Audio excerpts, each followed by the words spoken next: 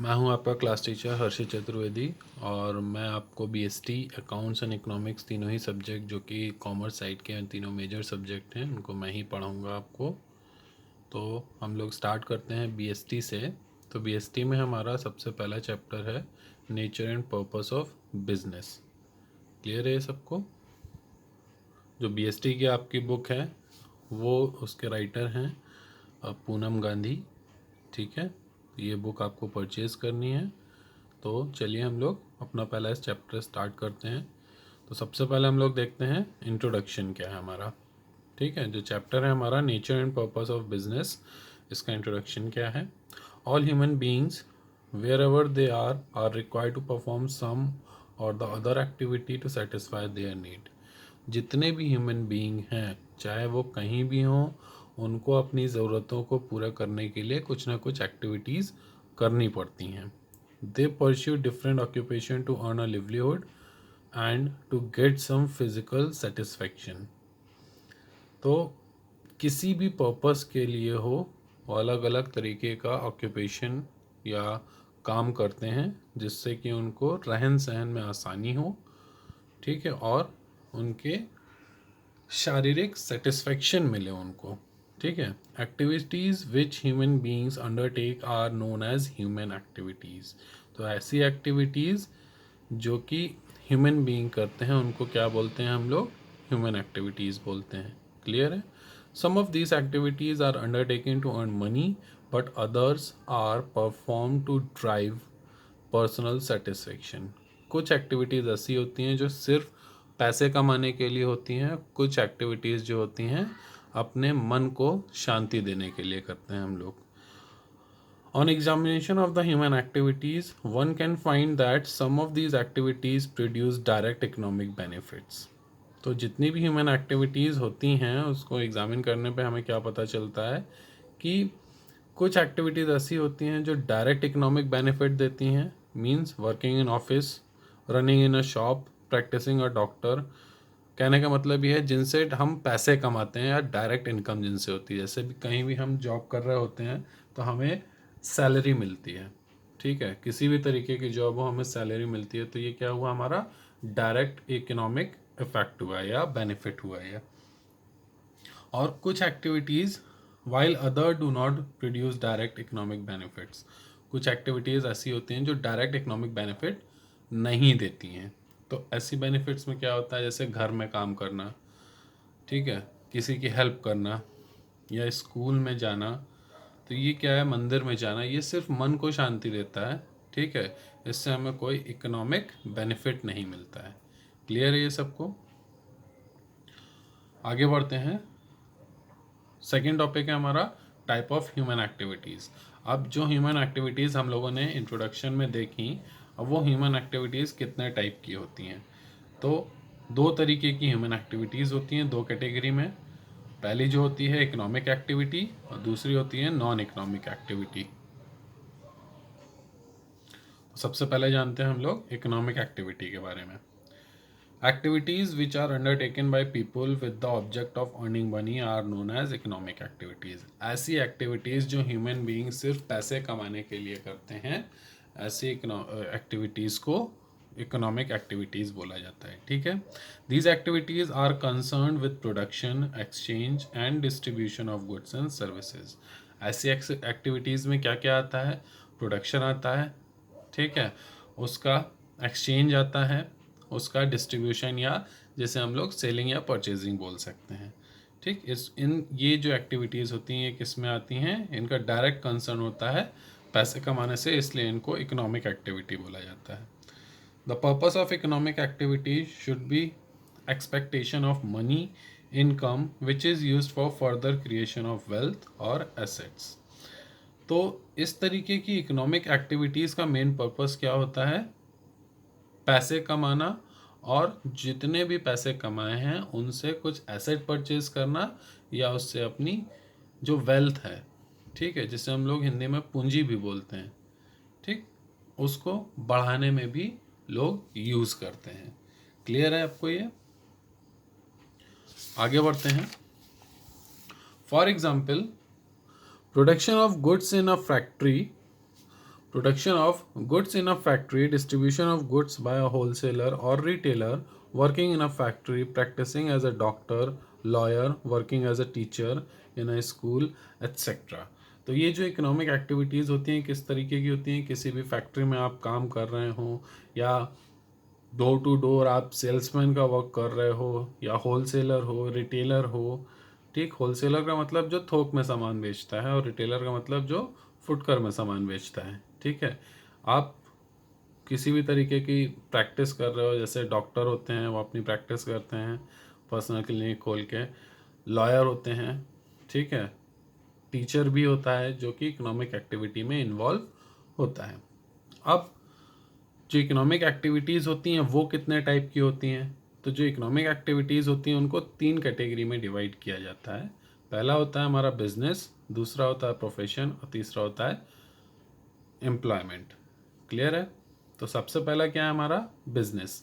Business refer to those economic activities which are connected with the production, purchase, sale और distribution of goods and service with the main objective of earning profit। तो business क्या होता है?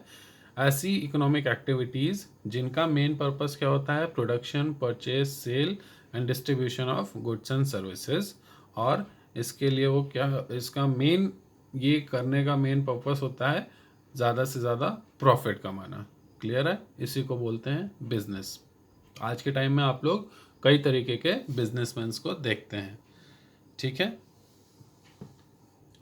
For example fishing, mining, farming, manufacturing and wholesale, ये सब क्या है? हमारा बिजनेस एक्टिविटी होती है।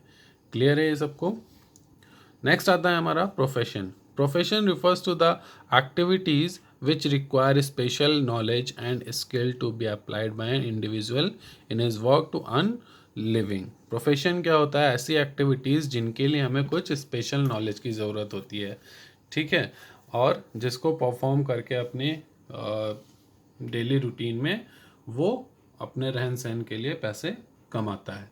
ठीक है, अब प्रोफेशन में क्या क्या आता है? प्रोफेशन में जैसे आपके डॉक्टर्स आ गए, ठीक है, और लॉयर हो गए, टीचर हो गए, चार्टर्ड अकाउंटेंट हो गए, कंपनी सेक्रेटरीज हो गए, ये सब आते हैं प्रोफेशन में। ठीक है, these activities are subject to guidelines और codes of conduct laid down by the professional bodies। ऐसी एक्टिविटीज़ में क्या होता है? कुछ रूल्स एंड रेगुलेशन होते हैं, कोड ऑफ कंडक्ट्स होते हैं जो कि प्रोफेशनल बॉडीज़ ने बनाए होते हैं। The people who are engage in professions are known as professionals.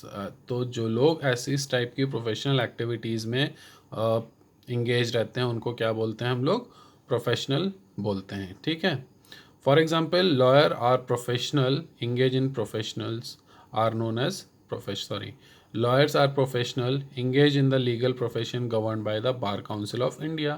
जो लॉयर होते हैं वो एक तरीके से प्रोफेशनल होते हैं और किसके अंडर में काम करते हैं? जो बार काउंसिल ऑफ इंडिया होती है उसके अंडर में काम करते हैं। Doctors are professional who are in the medical profession and are govern by the medical council of India.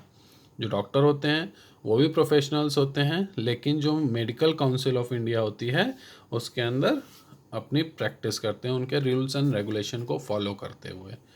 ठीक है, नेक्स्ट आता है हमारा एम्प्लॉयमेंट। एम्प्लॉयमेंट क्या होता है?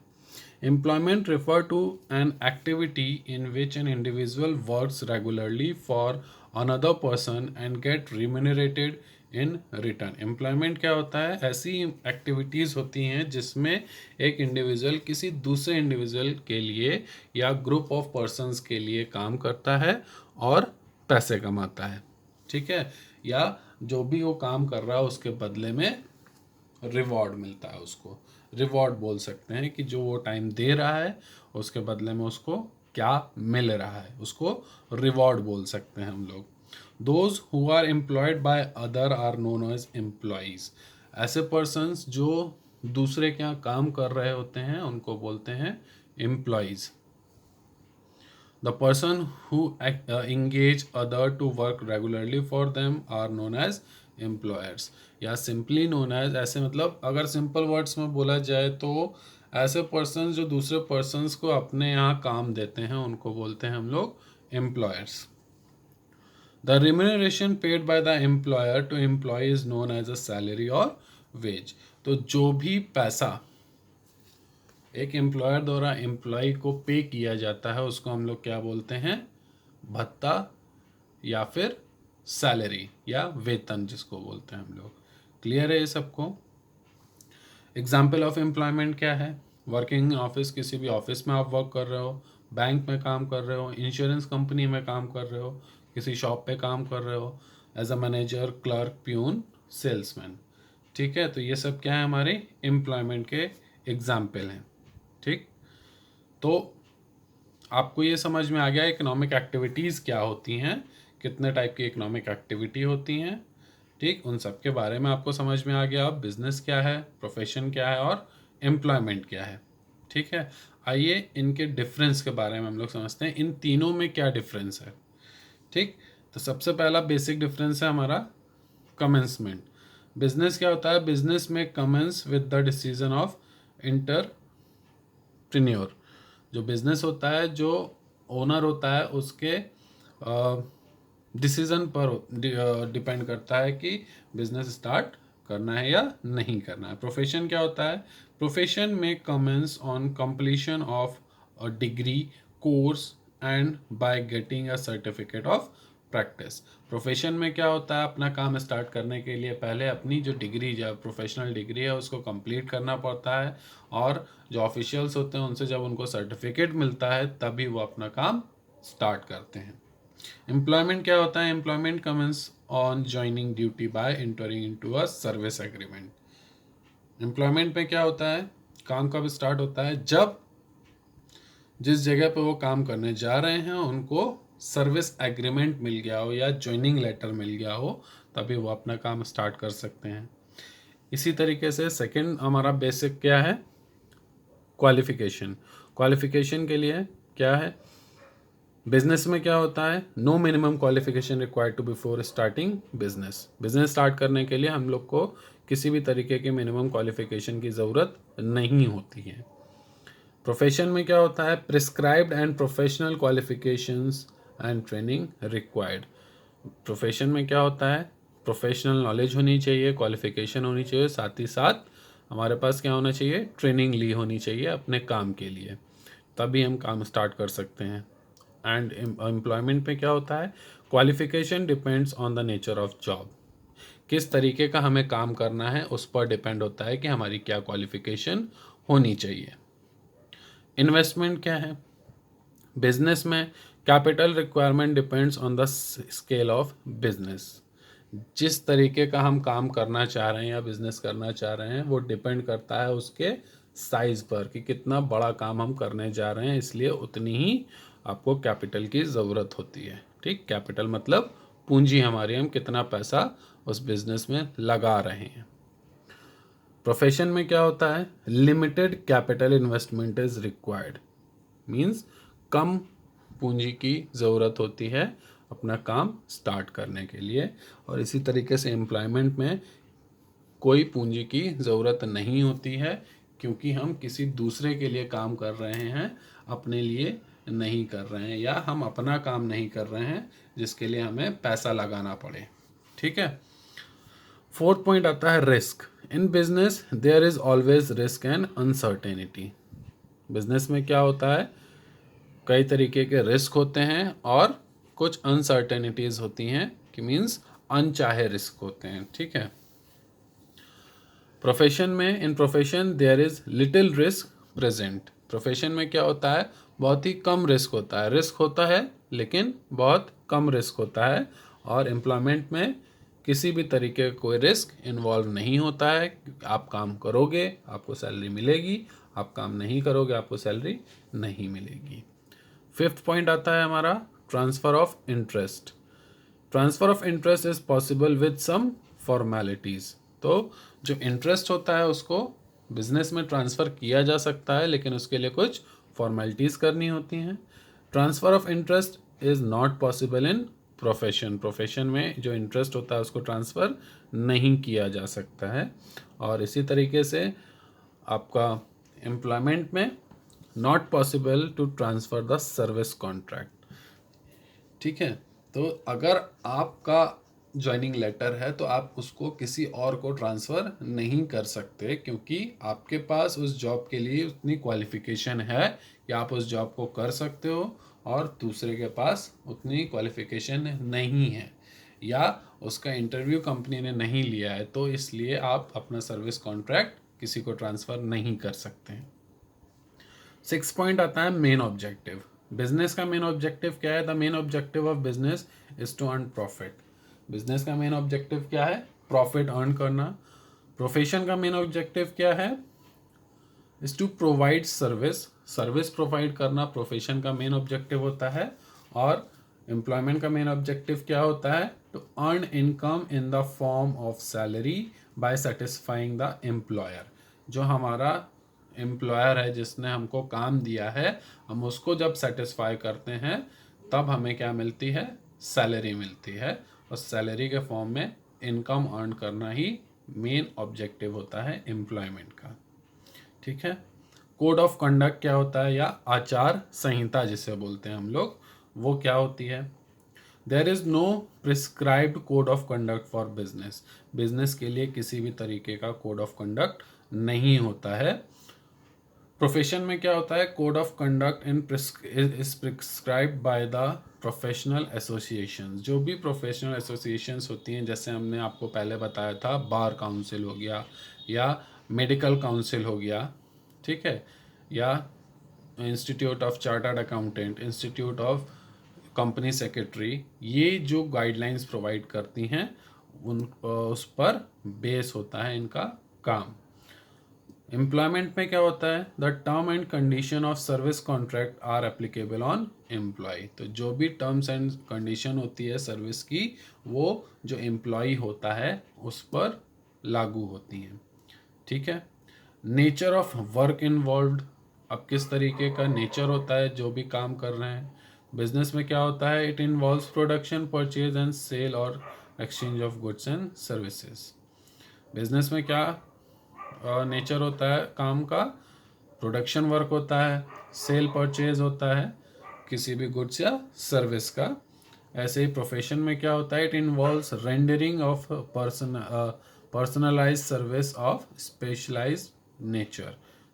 किसी भी तरीके की स्पेशल सर्विस प्रोवाइड करना प्रोफेशन में ये काम होता है। जैसे चार्टर्ड अकाउंटेंट है तो आपके यहाँ अकाउंटेंट की जॉब कर सकता है या अकाउंटेंट बन सकता है। ठीक है। कंपनी सेक्रेटरी बन सकता है, डॉक्टर बन सकता है, लॉयर बन सकता है। ठीक है। इसी तरीके से एम्प्लॉयमेंट में नेचर ऑफ वर्क क्या होता है? It involves performing the work as assigned by the employer. तो एम्प्लॉयर जो काम देता है उसको करने के लिए आपको काम पर रखा गया है। ठीक है। अब रिवॉर्ड क्या मिलता है इसमें? Reward for business is called profit. तो बिजनेस में क्या रिवॉर्ड मिलता है? प्रॉफिट मिलता है बिजनेस में। प्रोफेशन में जो रिवॉर्ड मिलता है उसे कहते हैं हम लोग फीस। एंड एम्प्लॉयमेंट में जो रिवॉर्ड मिलता है उसको बोलते हैं हम लोग सैलरी या वेज। क्लियर है? तो आज के लिए इतना ही। आज हम लोगों ने काफ़ी कुछ पढ़ा, जिसमें इकोनॉमिक एक्टिविटीज़ के बारे में पढ़ा, हम लोगों ने बिजनेस के बारे में पढ़ा, प्रोफेशन के बारे में पढ़ा, एम्प्लॉयमेंट के बारे में पढ़ा, और इन तीनों में डिफरेंस को समझा हम लोगों ने। ह्यूमन एक्टिविटी के बारे में समझा। ठीक है। कितने टाइप की ह्यूमन एक्टिविटीज़ होती हैं उसके बारे में समझा। तो अब आपका काम ये है इन सारी ये जो मैंने बताया है इस वीडियो में, उन सबको पढ़ना, अच्छे से समझना। ठीक है। और इसके साथ जो आपको वर्कशीट मिलेगी उसको कंप्लीट करना। ठीक।